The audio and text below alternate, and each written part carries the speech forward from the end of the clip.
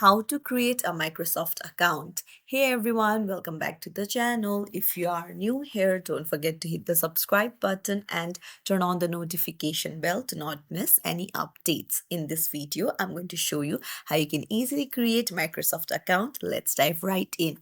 Open up your browser and then search for Microsoft. So tap on the first link and you can see sign in option in the top right. Just tap on it. You'll be navigated to a page like this. Now you'll need to tap on create an account and you'll need to put in your email address.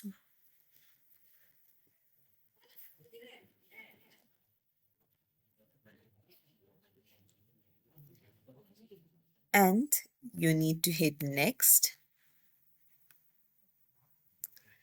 Now a code will be sent to your email address. You will need to enter the code here and verify your email and then put in your password.